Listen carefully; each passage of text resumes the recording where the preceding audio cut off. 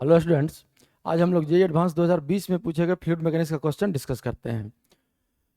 देखिए क्वेश्चन क्या है। As shown systematically in the figure two vessels contain water solutions at temperature T of potassium permanganate KMnO4 of different concentrations N1 and N2 molecules per unit volume with delta n N1 minus N2 much smaller than N1। मतलब दोनों के बीच concentration का बहुत ज़्यादा difference नहीं है। N1 minus N2 N1 से बहुत कम है। when they are connected by a tube of a small length L and cross-sectional area S, KMnO4 starts to diffuse from the left to the right vessel through the tube. Consider the collection of molecules to behave as dilute ideal gases, the difference in their partial pressure in the two vessels causing the diffusion। मतलब partial pressure का जो difference है दोनों vessel के बीच, उसी के कारण N1 चूंकि बढ़ा दिया है, N1 ग्रेटर देन N2, तो लेफ्ट वाले वेसल से राइट वाले वेसल में कुछ KMnO4 का मॉलिक्यूल्स डिफ्यूज कर रहा है। The speed v of molecules is limited by viscous force minus beta v on each molecule where beta is a constant. और ध्यान रखिएगा हर एक मॉलिक्यूल पर माइनस बीटा भी फोर्स लग रहा है। माइनस तो ये लगाया है कि वेलोसिटी के अपोजिट फोर्स है, इसलिए माइनस साइन लगाया है। बीटा भी मैग्नीट्यूड का फोर्स लग रहा है जो इसको जाने से रोक रहा है। Neglecting all terms of order delta n square which of following is are correct. अब देखिए ऑप्शंस क्या दिया है। के बी है, बोल्जमान कांस्टेंट होगा। ऑप्शन में क्या है, the force causing the molecules to move across the tube is. देखिए सबसे पहले कह रहा है कि इस ट्यूब से जो इस ट्यूब में मॉलिक्यूल्स मूव कर रहा है, फ्लो कर रहा है, उनका उसके लिए कौन सा फोर्स रिस्पॉन्सिबल होगा। तो फोर्स रिस्पॉन्सिबल होगा ऑब्वियसली प्रेशर डिफरेंस। अगर यहाँ का प्रेशर हम लोग P1 एज्यूम कर लें और यहाँ का प्रेशर अगर P2 एज्यूम कर लें, तो यहाँ से P1 इंटू एरिया इधर फोर्स लगेगा और यहाँ से P2 इंटू एरिया इधर फोर्स लगेगा। तो नेट फोर्स कितना हो गया, P1A minus P2A। Cross sectional area तो S दिया हुआ है, इसको हम लोग सॉल्व कर लेते हैं। तो देखिए फोर्स में यहाँ फोर्स निकालने के लिए प्रेशर निकालना होगा। अब हम लोग आइडियल गैस इक्वेशन जानते हैं, PV इक्वल टू nRT। अब यहाँ n है नंबर ऑफ मोल। अगर हम लोग चाहें तो इस इक्वेशन को ऐसे लिख सकते हैं, PV इक्वल्स कैपिटल N लिख दिया टोटल नंबर ऑफ मॉलिक्यूल्स और divided by Avogadro number Na। Total number of molecules divided by Na, यही नंबर ऑफ मोल होगा। R को हम लोग लिख देते हैं बोल्जमान कांस्टेंट Kb और into Avogadro number Na। R का वैल्यू आप लोग जानते होंगे, बोल्जमान कांस्टेंट इनटू एवोगाड्रो नंबर और N2T। अब यहाँ से देखिए Na कैंसिल हो गया और इस V को अगर यहाँ नीचे हम लोग ला दें तो ये हो जाएगा P equals N by V KB into T। N हो गया total number of molecules by total volume, तो नंबर ऑफ मॉलिक्यूल्स पर वॉल्यूम यही हो गया कंसंट्रेशन।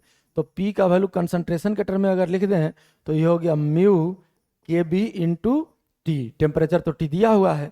अब जो आप लोगों को फोर्स निकालना हम लोगों को, तो फोर्स का वैल्यू हम लोग लिख सकते हैं P1 into S, area S था, माइनस P2 इंटू एस। अगर P का वैल्यू इस फॉर्मूला से हम लोग लिख लें तो लेफ्ट वाले वेसल का कंसंट्रेशन है N1 और KB बोल्जमान कांस्टेंट और इंटू टेम्परेचर तो T दिया ही है और इंटू एस, और माइनस हो गया P2 का वैल्यू हो जाएगा आपका N2 KB into T into S. अब KB TS कॉमन आ जाएगा, N1 minus N2 delta N दिया ही है, तो दिस इंप्लाइज फोर्स का वैल्यू हो गया नेट कितना, delta N KB Boltzmann constant, temperature T और सरफेस एरिया S। तो देखिए यही फोर्स का वैल्यू है, मतलब पहला ऑप्शन आपका सही है। दूसरा कह रहा है force balance implies force balance. तो देखिए नेट फोर्स तो मॉलिक्यूल्स पर यही लग रहा है, delta N KB T into S और इक्वल्स। अब विस्कस फोर्स जो था आपका एक मॉलिक्यूल पर था बीटा भी।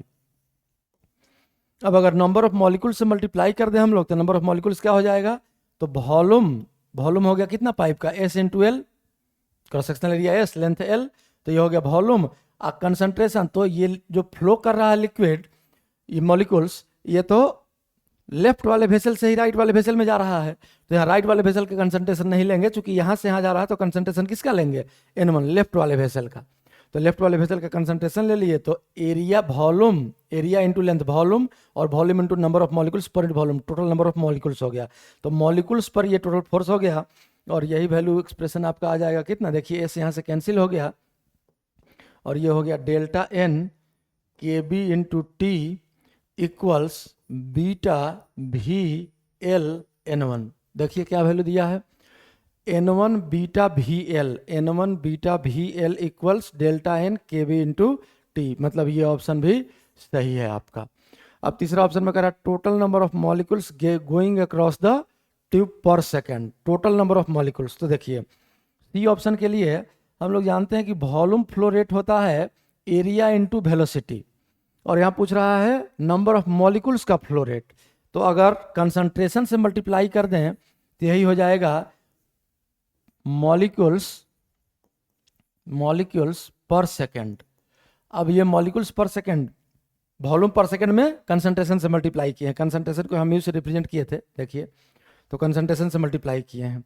तो अब अगर इसका वैल्यू हम लोग सॉल्व करें तो म्यू का वैल्यू हो जाएगा आपका N1, क्रॉस सेक्शनल एरिया है S, और वेलोसिटी है V। अब यहाँ से देखिए अगर चूंकि ये इस फॉर्म में दिया है, इसको हम लोग थोड़ा ट्रांसफॉर्म कर लेते हैं। N1 इंटू वी, यहाँ से N1 इंटू वी का वैल्यू यहाँ से पुट कर लेते हैं इस इक्वेशन से। तो N1 इंटू वी का वैल्यू अगर यहाँ से हम लोग पुट करेंगे तो ये वैल्यू आ जाएगा, देखिए S बचेगा आपका, और N1 वी का वैल्यू हो जाएगा कितना, delta n k b t divided by N1 v अगर रख लिए तो बीटा एल से डिवाइड करना पड़ेगा, बीटा एल। अब इस वैल्यू को अगर इसके एक्सप्रेशन के अनुसार अरेंज कर ले हम लोग तो delta n by l into k b t तो है ही न्यूमरेटर में, के बी टी और डिवाइडेड बाई बीटा और इंटू एस।